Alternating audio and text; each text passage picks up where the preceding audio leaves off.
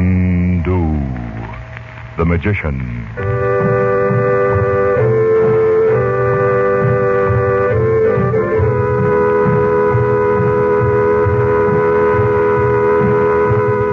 Good evening, ladies and gentlemen. We present for your enjoyment Chandu the Magician. And before our drama begins, we would like to suggest that probably you will like White King better than any other soap you have ever used. If you have a washing machine, listen. Get some White King from your grocer. Put some in your washer. Not so much, mind you, as the soap you've been using. Put in your clothes. Put in the water, but not so hot as the water you thought you had to have to get things clean. Then turn on the power, run your wash through, and just see with your own eyes what happens. We try to make this radio drama thrilling, but honestly, what a thrill you'll have when you see clothes washed with this different kind of soap. Save on your soap bill. Save on your gas bill. Save on your clothes bill. You'll say, I love White King granulated soap.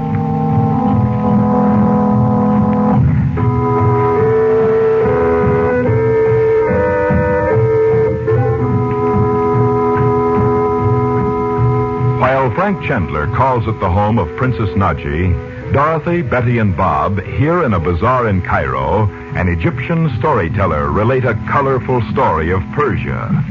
A moment later, with Dorothy and Bob only a short distance away, the storyteller whispers to Betty that he will find a way to see her again. Dorothy returns just in time to see him before he disappears in the crowd. She cries out that he is wearing a ring which belonged to her husband, Robert Regent.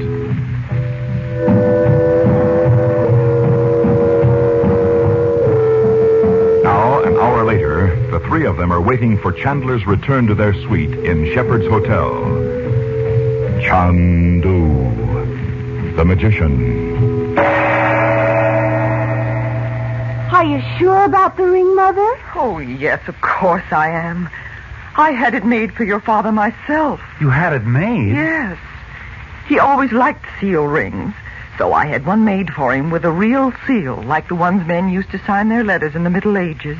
With a coat of arms or something? Well, it was like that, except that the seal was made of just his initials, RMR, in odd, irregular letters I found in an old manuscript. He must have loved it. Oh, he did. He always wore it. Where could that storyteller have got it? Hey, here's Uncle Frank. Oh, Uncle Frank, the most mysterious thing just happened in the bazaar. Somebody sold you a genuine scarab for a dime. Oh, no. This is something real. Altogether too real. Dorothy, you've been crying. What's the matter? Oh, a storyteller in the bazaar. He sat down on the ground and told a story. It was about a man named Antar. That's one of their stock stories. Antar was a legendary hero 1,000 years ago. Well, not this one. The war was in it. This last war? It did sound like it, Uncle Frank. Well, anyway, then he sang a song. A chintzy thing about gardens and jasmine and stuff. So I thought... Oh, never mind that, dear. Frank, he had on that ring of Robert's. Robert's? And as soon as he heard me say I recognized it, he just seemed to evaporate. Well, did he seem to be telling the story to you, or did you just happen along?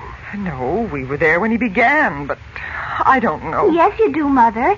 He began the story when he was out in the middle of the street. Don't you remember, Mom? You said he's looking over at us. So he did make sure it was you. Did any of you speak to him? Well, I... No, of course not. Except that I did call after him. Frank, can't we do something? Well, the only thing to do is wait for him to show up again. Oh, no. We don't even know his name, Dot. He may not even live in Cairo. There are any number of these wandering storytellers about. Oh, but it seems so inhuman just to sit here if Robert needs us. I know it does, dear, but remember, he deliberately started to tell you a story. He threw in a mention of the war in the old story of Antar. So I think he was trying to tell you something. You alone, without the others in his audience understanding it. I wonder if he was. And you said he sang, too. Oh, yes. That's unusual. Oh, is it Uncle Frank? Well, we wouldn't know that, though. No, but if he thought anyone else suspected what he was doing, he might put them off with a song. These people are always fascinated by their traditional songs. You mean that song was just an old tune, thousands of years old? Probably. Why? You don't think he just made it up on the spot for you, I hope. No, only... Dot, if this man tried to give you a message and couldn't, he'll find a way to reach you again. Oh, yes, I see now, Frank. You're right. You must be.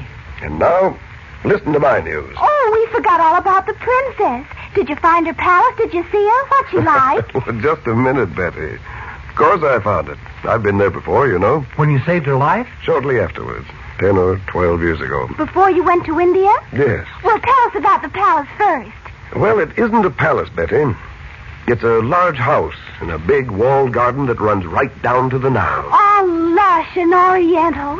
Oh, tell us all about it. Oh, darling, how can he give him a chance to talk? Oh, I'm sorry. I won't say another word. Well, the place is at the end of a narrow street, hardly more than a lane. One of the oldest in the city. If she's a princess, why doesn't she live in the king's palace, Uncle Frank? Well, she doesn't belong to the family of the present reigning house, Betty. Who is she, then? Well, she's the last of a very, very old line, I understand. There's always been a bit of mystery about it. Don't you even know? There are lots of things I don't know, honey. And Nadia went to school in Europe for a time, I know that. But as I told you, she has the reputation of being a sorceress. Go on, Uncle Frank, go on. Well, there's a great iron gate in a high wall. I rang the bell, and a huge Arab servant let me in. Did he know who you were? He seemed to. He took me through the courtyard, and he left me in a great oriental drawing room. Well, I must have waited an hour before he came back. Then, to my astonishment, he said she wasn't there. Why keep you waiting all that time? I can't imagine. Well, where is the princess? Didn't he say? No? I asked as many questions as I could without seeming discourteous. I learned exactly nothing. But if she expected I'll you... bet that old rock sore's got her. Do you think so, Uncle Frank? Well, I think she may have gone away somewhere to get out of his reach. You do? Oh, don't you remember what she said to him that night? Oh, the night we saw her in the crystal talking to Roxor? Yes. Why, it was that conversation that sent us over here. She certainly didn't seem afraid of him. I'll say she didn't. She said everybody else could fall over on their faces if he said the word, but not her. Yes, she did. Not in just those words, but... I'll never forget it. He said, if you will not bend, you shall break, just like everybody else had. And he said who they were. And after that, Nadji said, the American, Robert Regent, he has not broken. And then suddenly the crystal was blank. Oh, that was because you screamed and broke the spell. Oh, Bob, don't remind her of it. Well, we may as well face it, Frank. We're in Cairo and we've come to the end of everything. If we can't find the princess, there's no possible way to find Robert. Oh, the whole thing was a fantastic dream. Not at all. We've come to the end of one road, that's all, Dot. And don't forget this. On our side is all the power of good in the universe. This isn't the end. Far from it. Then what will we do? We'll wait. We'll hear from the princess. I know it. Oh, Frank. Oh, come, Dot. A little Oriental philosophy will do you no harm. What is time, anyway? See? I was right. We're going to hear from Nadji. Oh, you're spooky, Uncle Frank. Oh, thank you. You see? A letter for me. Is it from the princess? Of course. Here, I'll read it to you. I greet you, Chandu, and those you love who are with you. Oh, well, then she knew we'd come to Egypt, too. Does she say anything about Robert? She says, for a time I must not be seen in Cairo. I know it is best. The time will come when you and I will remove Roxor as the poisonous insect he is. Meanwhile, will you and your family be my guests? They will be safe in my house. Soon I shall return, or you will hear from me. I need not counsel you to be patient, for yours is the wisdom of the East. I salute you, Chandu. Nadji. Are we going to go there and live in her house? What do you think, Frank? We're going without losing a minute. I want to see you all safely behind those high walls before dark.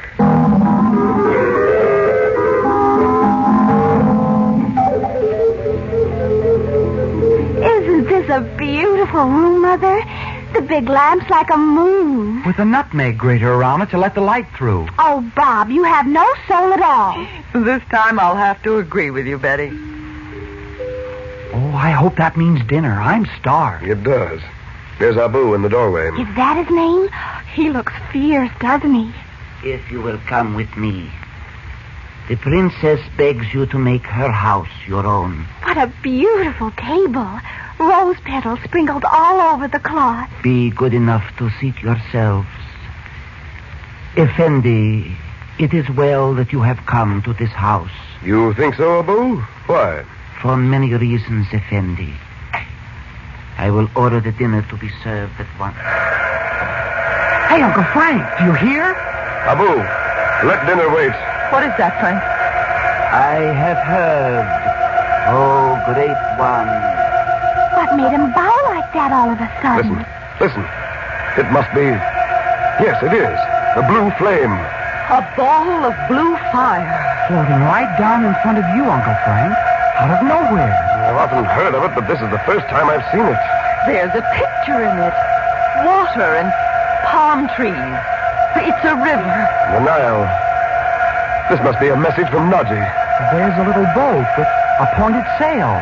Those huts among the trees. Oh, that must be the place. I don't see anybody. The message.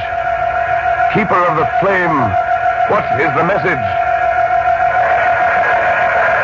Chandu, brother of the lotus, I call you.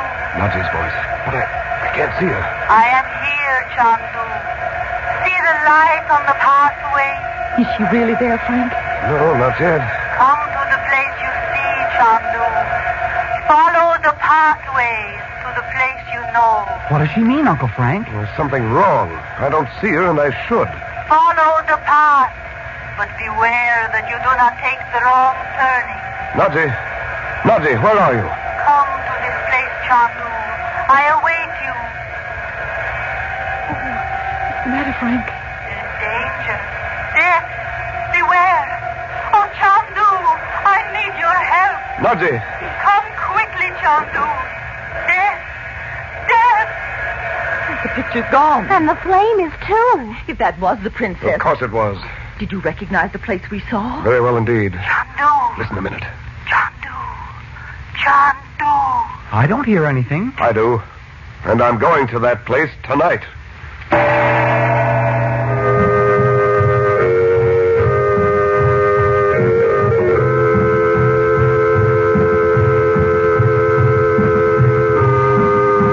Our drama has come to a close until tomorrow night.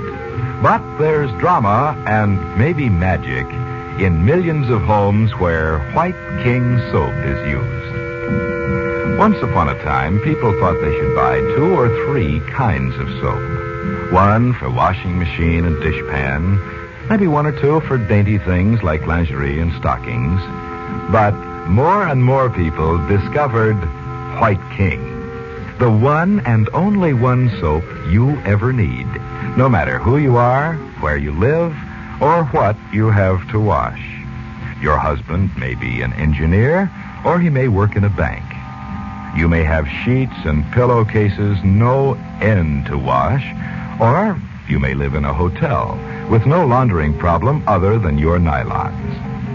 Now listen to these wonderful words. White King gets out the stubbornest dirt. White King protects, as with a caress, the daintiest fabrics. Know what you'll say, do you? You'll say this: I love White King.